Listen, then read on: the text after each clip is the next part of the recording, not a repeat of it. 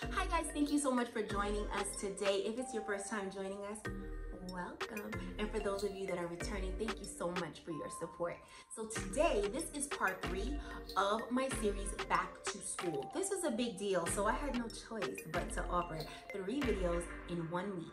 So Monday, I released my first video, which was the Target haul, which took you through some of my favorite things that I found, mostly in the Target buy section, that helped me to really create a unique mobile space for my little one. Part 2 was the Amazon haul, same discussion, but around some great materials that I got from Amazon that's allowing me to set up this space and offer some supplemental materials so that we can journey through this new normal. And today's video, number 3, is how to journey through the school year like a boss. If you want to find out these tips, stay tuned. Okay, so let's start off with number 5. Now, number 5 is find a dedicated space. Now, some of us may have a huge home and you're able to change maybe a storage room or maybe a catch-all room, which is what I like to call a place where, you know, you kind of have things that, it's like a place where things go to die. Like when you don't know what to do with something, just throw it in this room. You may have that space, or you may have a playroom that you're deciding to transition into a school or learning space for your child or children. However, most of us, including myself, may not have a separate space that you can offer as a learning space for your child or children. So what do you do? I have to tell you that it is so important to find a dedicated space. And that's why I didn't say room, I said space, because sometimes you don't have an entire room to dedicate. And does that mean that we just kind of move around and find wherever's convenient? I can't stress enough, and even if your budget is small, I can't stress enough the importance of perhaps repurposing some existing pieces in your home, like a coffee table, maybe you can do a coffee table. You can find an inexpensive table on in any type of yard sale or any like Amazon. You can find an inexpensive table there. IKEA is a great place, but find a small space that you can dedicate to your child's learning. This is going to make them feel like they can separate. And there's a clear delineation between when I'm at home and I'm playing around with my brothers and sisters, or with my parents having fun, school, you know, watching TV, movies, cooking with parents, whatever. But now it's time for school. And I know that it's time for school because I am in a dedicated school space.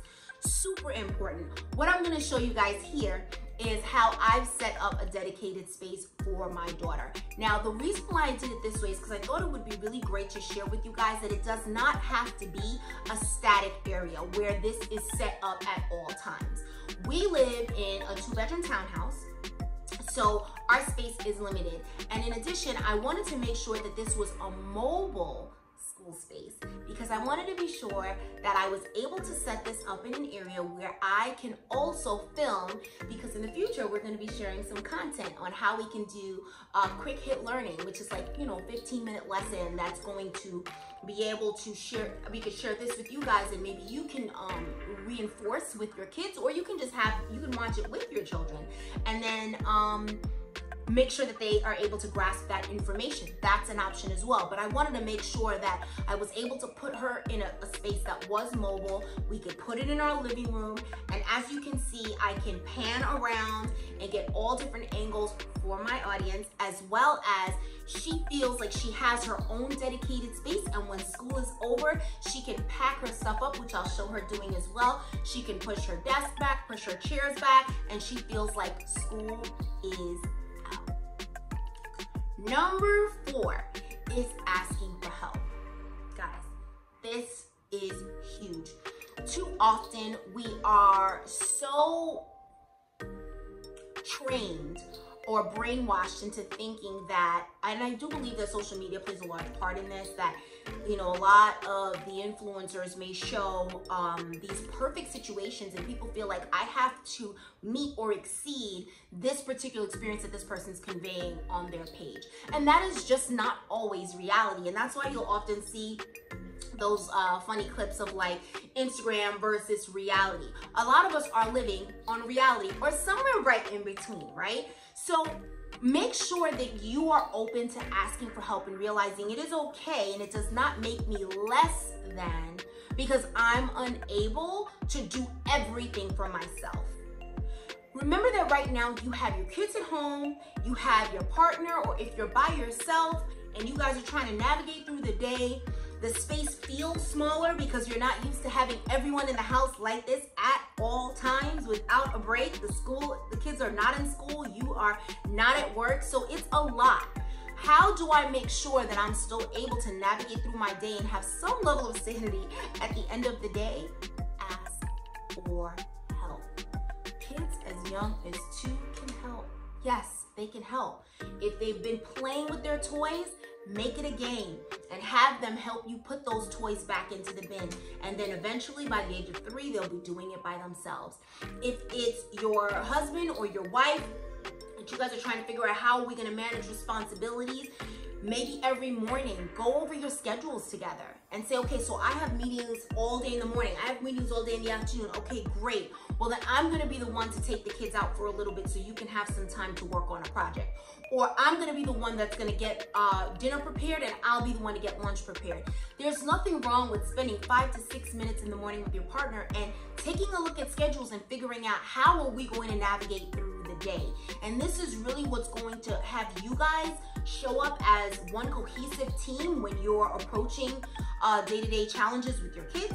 And this is going to allow you to have, again, a stronger relationship and some level of sanity at the end of the day. So number 3 on my list is create a schedule and be okay if it does not go as planned. This is huge. I know a lot of people say create a schedule and stick to it. Yes, that sounds great, but in reality, if we're really focused on reality, we do create schedules sometimes and then we get thrown something that we didn't that we didn't expect. So for example, you might say, all right, I don't have any calls today until 3 o'clock. That's perfect. I'm gonna jump on Zoom calls with my little one in the morning, and then you're on this Zoom call for 2 hours in, and let's say there's still 2 more hours to go, and then you realize, oh my gosh, a meeting just jumped up on my calendar and I have to attend it in 30 minutes. What am I going to do? I know this has happened to me several times, and I'm sure it may or will happen to you. So make sure you have fluidity in your schedule and understand that if you get thrown a curve, it's all right. It's all right if you get thrown a curveball. Come back around and figure out, okay, so I thought I'd be able to sit with her, but maybe I'm just gonna make sure she's all set.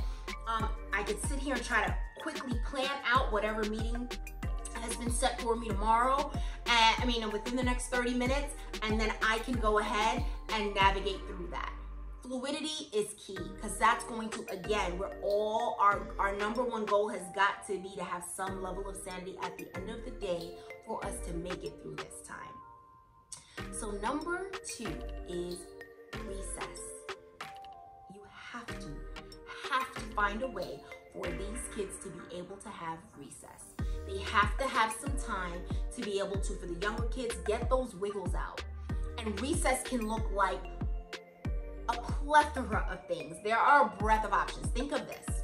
You can pull up a YouTube video. There are a lot of YouTube Kids videos that have like some sort of fun dancing or some sort of call and response where they're doing ABCDs, where they're doing the alphabet, where they're doing their numbers, whether they're doing quick multiplication problems, whether they're learning the parts of a skeleton and it's going through different things with them. And so they're still learning, but they're having a good time. Or maybe it's just someone having fun with their kids, like a lot of these YouTube videos where they're doing all types of fun dances, and let the kids join in and let them have, 10 minutes of that. Then you say, all right, run upstairs. You can play with your toys. We set the Alexa. That's our timer. We'll set the timer for 20 minutes, and then you'll have time to play with your dolls or Do some painting. Oh my God, Peyton loves to paint. So that's like her favorite type of recess. Or maybe you realize you have a 2-hour gap in your day. Maybe you're gonna take them to the pool for an hour. But make sure you get them doing something. Now, a lot of those examples I gave you were inside options only because I know we're getting into the, it's still hot in Atlanta, but we are going to be eventually getting into cold weather. November, December, sometimes going outside might not be an option, especially where you live. So you need to be able to have some indoor options. But while it's hot, jump on it. Get that opportunity to get those kids out and let them play with their jump rope, play hopscotch, let the little boys play with their trucks, let the kids play together. This is a great opportunity, even with the siblings, even if they're fighting, that is okay, because that's going to be a part of the social development and getting them to understand how do we work out problems. All right, and you can walk them through those strategies. And make sure you comment below because I definitely have some great talking points on how to walk siblings through strategies.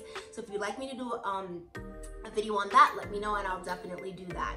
So number 1, this is the most important thing because 2 through 5 will not be possible if you don't do number 1. Take care of yourself. Give yourself grace because guess what?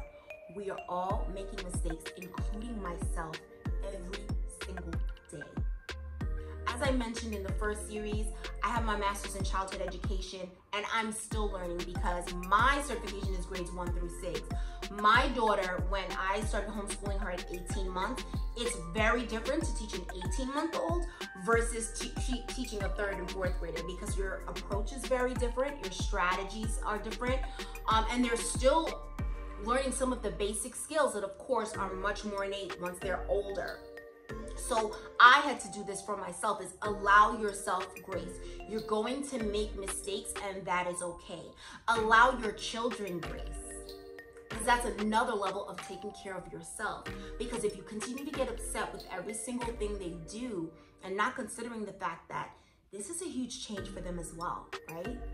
They are used to, if they're in high school, they're used to fraternizing with their friends in, between classes at the locker room, being able to, again, even having those arguments with their friends. That's all a part of social development. Being able to go and do their different athletic activities. They're not able to do that anymore. So give them grace as well. Choose your battles because remember, that is a part of making sure that you maintain that level of sanity. You may see them doing a little something that maybe they shouldn't be doing right now. One thing, like for example, with my daughter, sometimes she's sitting down doing her work, then all of a sudden she stands up and the bottom half of her is like moving around, but she's still doing her work, and then all of a sudden she starts jumping around a little bit, and I just let her do it. I'm not gonna say to her, oh no, you must have your bottom in that seat the entire 3 hours you're doing work. No, because it's not possible. She's 5 years old. I'm gonna choose my battles because that is an example of taking care of me.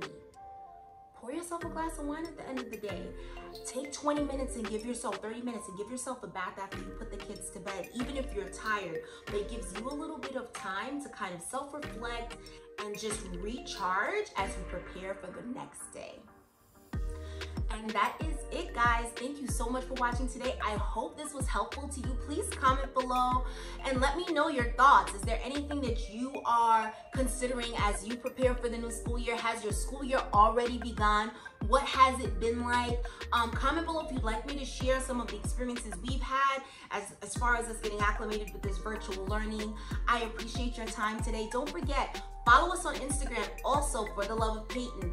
Also subscribe, comment below, show us some love, like this video. Thank you so much for your time, for listening, for engaging with us. We really appreciate it. We've had some great movement on our other videos. We will keep them coming. Make sure you tune in every single Monday. This week, because I know this was released on a Thursday, this week is something special because it's back to school and we've got to be over the top. We've released 3 of them, but we usually release every single Monday evening. Thank you so much for your support and make sure you comment, like, and subscribe. Until next time.